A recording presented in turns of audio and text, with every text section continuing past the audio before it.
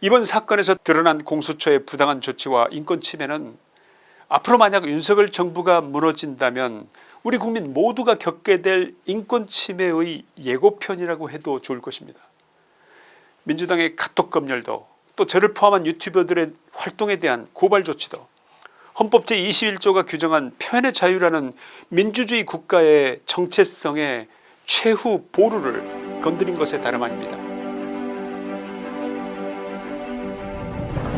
법치국가라고 알고 있는 우리 대한민국에서 상상할 수 없는 인권 침해가 일어나고 있습니다.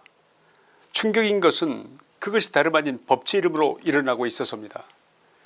서울구치소에 수감된 윤석열 대통령에 대해 공수처는 모든 면회를 금지하는 조치를 취했습니다.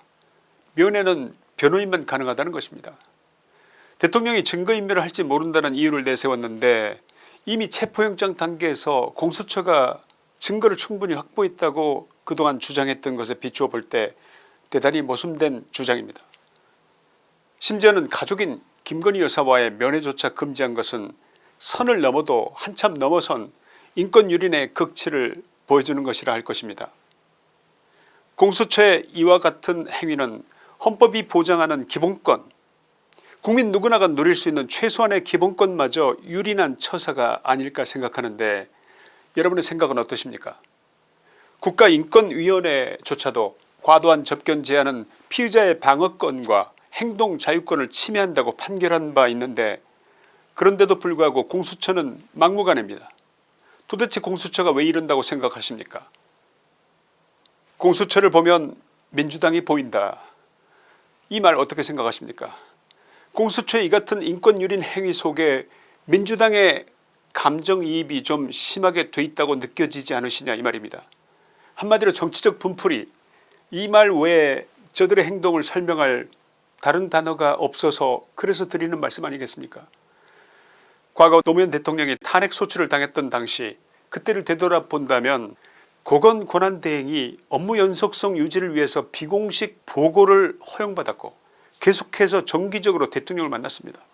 청와대 정책실장을 통해서 서면 자료를 전달받았고 북한 정세와 안보 자료도 일일 보고서 형식으로 올라갔습니다. 이는 대통령직이 가진 특수성을 고려한 최소한의 조치였다고 평가되고 있습니다. 또한 박근혜 대통령의 경우에도 탄핵소추안이 가결된 이후 대통령의 권한이 정지된 때에도 한강욱 비서실장을 통해 국정의 흐름을 놓치지 않기 위해서 최소한의 비공식 보고를 계속 받았습니다. 이처럼 헌법재판소의 재판이 진행되는 상황에서도 대통령의 신분과 국가 운영의 연속성을 존중하는 최소한의 조치가 이루어졌던 것입니다. 지금 윤 대통령에게 무엇이 보장되고 있습니까?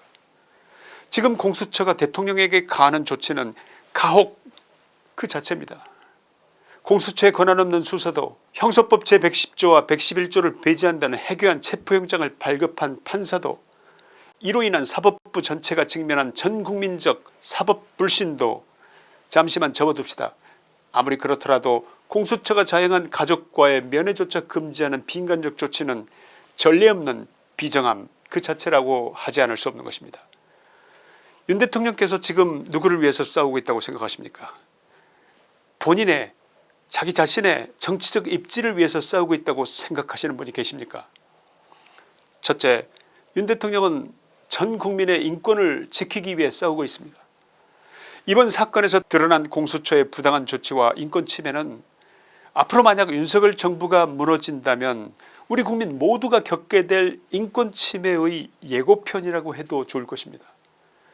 민주당의 카톡 검열도 또 저를 포함한 유튜버들의 활동에 대한 고발 조치도 헌법 제21조가 규정한 표현의 자유라는 민주주의 국가의 정체성의 최후 보루를 건드린 것에 다름 아닙니다.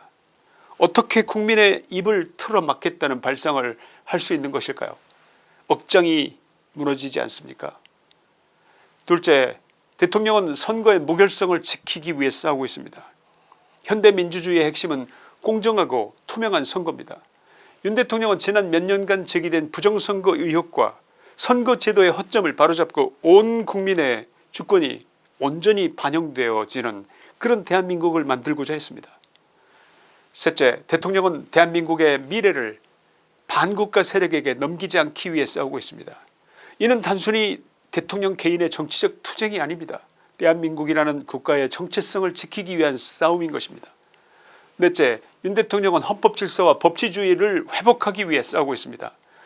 헌법은 국민의 권리와 자유를 보호하는 최후의 보루 아니겠습니까?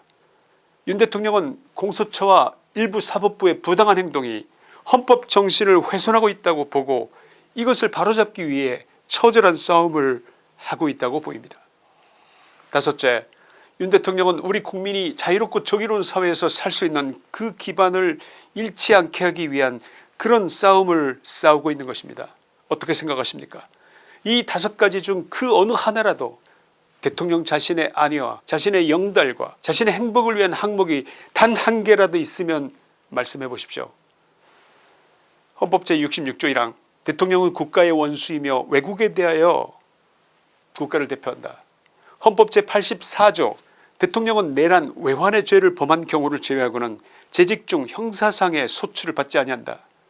이 두 가지 조항 중에서 전자는 대통령이 국가의 상징이자 국민을 대표하는 분이라는 뜻이고 후자는 대통령이라는 직책의 막중한 책임 때문에 임기 중에 안정성, 계속성, 불가침성의 보장을 헌법이 규정한 것인데 이러한 대통령의 인권이 이렇게까지 처참하게 말살된다면 앞으로 향후 일반 국민의 인권은 어떻게 될 것 같으십니까? 윤석열 대통령에 대한 이번 조치는 단순히 대통령 한 개인만의 문제가 아닙니다. 모든 국민의 인권과 자유가 그 어디까지 위협받을 수 있을지를 보여주는 중대한 사례라고 할 것입니다. 결론입니다. 오늘 윤 대통령으로 인해서 우리 국민은 새롭게 깨어났습니다. 최근 여론조사에서 윤 대통령에 대한 지지율이 50%를 넘어서는 골든크로스를 돌파했고 호남 지방에서조차 지지율 41%를 넘기는 그야말로 기적과 같은 일이 일어났습니다. 이 같은 거대한 지지율의 변화가 어떤 의미라고 생각하십니까? 이것이야말로 당을 초월하고 진보와 보수라는 정치적 이념을 넘어서 대한민국의 헌법적 가치와 인권의 소중함만은 반드시 지켜내야 되겠다라는 전국민적 공감대가 형성되고 있다는 증거가 아니고 그 무엇이겠습니까?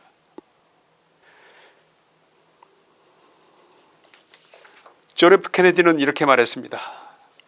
국가가 당신을 위해 무엇을 할 수 있을지 묻지 말고 당신이 국가를 위해서 무엇을 할 수 있는지를 물으십시오. 지금 우리 국민들은 국가를 위해서 무엇이라도 해야겠다.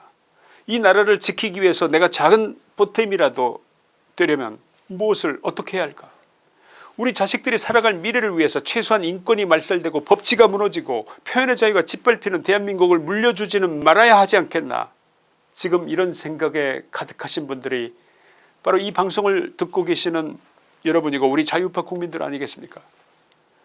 이 영상이 아직 깨어나지 못한 많은 분들에게 전달되기를 바랍니다. 유튜브라는 매체의 알고리즘을 잘 타고 널리 전파될 수 있도록 좋아요와 구독 신청도 반드시 눌러주시길 부탁드립니다. 윈스턴 처칠은 역경 속에서 단결하는 민족만이 진정으로 자유를 누릴 자격이 있다 이렇게 말했습니다. 자유파 국민 여러분, 새롭게 일어나신 광주 호남의 시민 여러분, 중도층의 국민 여러분, 지금 우리 모두에게 대한민국의 법치와 인권의 미래가 걸려 있습니다. 함께 힘을 모아 부당함을 알리고 주먹과 폭력이 아니라 평화로운 방법으로 우리의 결심을 보여줄 그런 방법을 찾아내야 하지 않겠습니까? 김천의 시사이다였습니다. 감사합니다.